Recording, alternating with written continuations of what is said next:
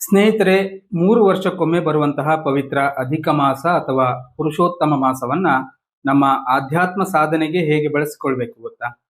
ನಾರದೀಯ ಪುರಾಣದಲ್ಲಿ ಇದಕ್ಕಾಗಿ ಒಂದು ಅದ್ಭುತವಾದ ಶ್ಲೋಕವನ್ನ ಹೇಳಲಾಗಿದೆ. ಸ್ನಾನಂ ದಾನಂ ಜಪಂ ಹೋಮಂ ಸ್ವಾಧ್ಯಾಯಂ ಹರಿತೋಷಣಂ. ಅಂದ್ರೆ ಈ ಮಾಸದಲ್ಲಿ ಸ್ನಾನ, ದಾನ, ಜಪ, ಹೋಮ, ಸ್ವಾಧ್ಯಾಯ ಮತ್ತು ಹರಿನಾಮ ಸ್ಮರಣೆಯನ್ನು ಮಾಡಬೇಕು ಅಂತ. ಇದಿಷ್ಟರಲ್ಲಿ ಎಲ್ಲದಕ್ಕಿಂತ ಮೊದಲನೆಯದು ಮತ್ತು ಅತ್ಯಂತ ಪ್ರಮುಖವಾದದ್ದು ಸ್ನಾನಂ.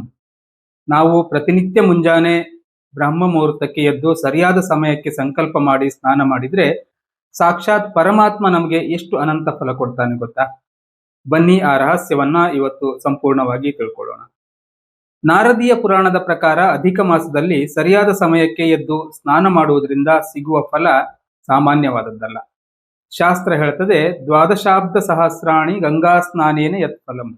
ಅಂದ್ರೆ ಒಬ್ಬ ವ್ಯಕ್ತಿ 12,000 ವರ್ಷಗಳ ಕಾಲ ಪ್ರತಿನಿತ್ಯ ಪವಿತ್ರ ಗಂಗಾ ನದಿಯಲ್ಲಿ ಸ್ನಾನ ಮಾಡಿದ್ರೆ ಎಷ್ಟು ಮಹತ್ತರವಾದ ಪುಣ್ಯ ಲಭಿಸ್ತದೋ ಅಷ್ಟು ಪುಣ್ಯವನ್ನ ಈ ಪವಿತ್ರ ಪುರುಷೋತ್ತಮ ಮಾಸದಲ್ಲಿ ಸರಿಯಾದ ಸಮಯಕ್ಕೆ ಎದ್ದು ಸ್ನಾನ ಮಾಡುವುದರಿಂದ ಪಡೆಯಬಹುದು ಅಂತ ಹೇಳ್ತಾರೆ.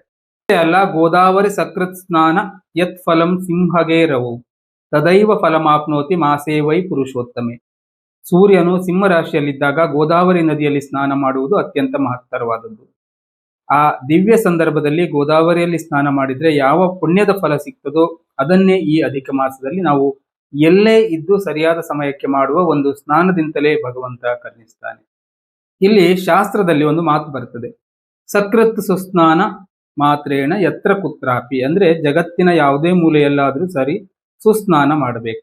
ಶಾಸ್ತ್ರದ ಪ್ರಕಾರ ಸುಸ್ನಾನ ಎಂದರೆ ಕೇವಲ ಶರೀರವನ್ನ ಮೇಲ್ನೋಟಕ್ಕೆ ತೊಳೆಯುವುದಲ್ಲ. ನಮ್ಮ ಹಿರಿಯರು ನಮಗೆ ತಿಳಿಸಿಕೊಟ್ಟಿರುವಂತೆ ಸ್ನಾನ ಮಾಡುವಾಗ ಮಂತ್ರಗಳನ್ನ ಪಠಿಸ್ತಾ ಗಂಗೆ, ಯಮುನೆ, ಗೋದಾವರಿ ಮುಂತಾದ ಸಕಲ ತೀರ್ಥ ದೇವತೆಗಳನ್ನ ನಾವು ಸ್ನಾನ ಮಾಡುವ ನೀರಿನಲ್ಲಿ ಧ್ಯಾನಿಸುವಂತಹದ್ದು. ಮನಸ್ಸಿನಲ್ಲಿ ಭಕ್ತಿ ಮತ್ತು ಸರಿಯಾದ ಸಂಕಲ್ಪದೊಂದಿಗೆ ಶರೀರ ಹಾಗೂ ಆತ್ಮ ಎರಡನ್ನು ಶುದ್ಧೀಕರಿಸಿಕೊಳ್ಳುವುದೇ ಅಸಲಿ ಸ್ನಾನ. ಅದರಲ್ಲೂ ವಿಶೇಷವಾಗಿ ಪ್ರತಿದಿನ ಮುಂಜಾನೆ ಬ್ರಾಹ್ಮ ಮುಹೂರ್ತದಲ್ಲಿ ಅಥವಾ ಕನಿಷ್ಠ ಸೂರ್ಯೋದಯಕ್ಕೆ ಮುನ್ನವೇ ಎದ್ದು ಈ ಸ್ನಾನದ ನಿಯಮವನ್ನ ಪಾಲಿಸಬೇಕು. ಪುರಾಣಗಳು ಮತ್ತು ಆಯುರ್ವೇದದಲ್ಲಿ ಹೇಳಿರುವಂತೆ ಈ ಸ್ನಾನದ ನೀರಿಗೆ ಸಾಕ್ಷಾತ್ ಶ್ರೀಹರಿಗೆ ಪ್ರಿಯವಾದಂತಹ ತುಳಸಿ ದಳಗಳು ಅಥವಾ ಒಂದು ಚಿಟಿಕೆ ಅರಿಶಿನ ಅಥವಾ ಬಿಲ್ವ ಪತ್ರೆ ಅಥವಾ ದರ್ಭೆಯನ್ನು ಸೇರಿಸಿಕೊಂಡ್ರೆ ಅದು ನಮ್ಮ ಶರೀರದ ಆರೋಗ್ಯಕ್ಕೂ ರೋಗ ನಿರೋಧಕ ಶಕ್ತಿ ಹೆಚ್ಚುವುದಕ್ಕೂ ಕೂಡ ಅತ್ಯಂತ ಶ್ರೇಷ್ಠವಾದಂತಹ ದಾರಿಯಾಗ್ತದೆ. ವಿಶೇಷವಾಗಿ ಈ ಪುರುಷೋತ್ತಮ ಮಾಸದಲ್ಲಿ ಸ್ನಾನ ಮಾಡುವಾಗ ಮತ್ತು ಈ ಮಾಸದಲ್ಲಿ ಯಾವುದೇ ಕೆಲಸ ಮಾಡುವಾಗಲೂ ಕೂಡ ಜಪಿಸಬೇಕಾದಂತಹ ಒಂದು ಅತ್ಯಂತ ಶಕ್ತಿಶಾಲಿ ಮತ್ತು ದಿವ್ಯವಾದ ಮಂತ್ರ ಇದೆ. ಈ ಮಂತ್ರವನ್ನು ಎಷ್ಟು ಸಾಧ್ಯವೋ ಅಷ್ಟು ಹೆಚ್ಚು ಬಾರಿ ಜಪಿಸಬೇಕು. ಆ ಮಂತ್ರ ಹೇಗಿದೆ: ಗೋವರ್ಧನ ಧರಂ ಒಂದೇ ಗೋಪಾಲಂ ಗೋಪರೂಪಿಣಂ ಗೋಕುಲೋತ್ಸವ ಮೀಶಾನಂ ಗೋವಿಂದಂ ಗೋಪಿಕಾ ಪ್ರಿಯಂ.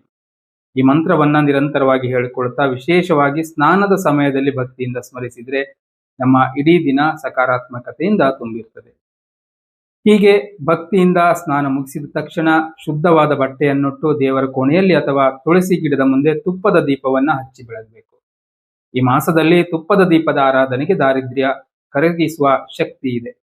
ದೀಪವನ್ನ ಹಚ್ಚಿದ ನಂತರ ಶಾಂತವಾಗಿ ಕುಳಿತು ಸಾಧ್ಯವಾದರೆ ಸಾಕ್ಷಾತ್ ಶ್ರೀಹರಿಯ ಅತ್ಯಂತ ಪ್ರೀತಿ ಪಾತ್ರವಾದಂತಹ ವಿಷ್ಣು ಸಹಸ್ರನಾಮವನ್ನ ಪಠಿಸಬೇಕು ಅಥವಾ ಕೇಳಿಸಿಕೊಳ್ಬೇಕು.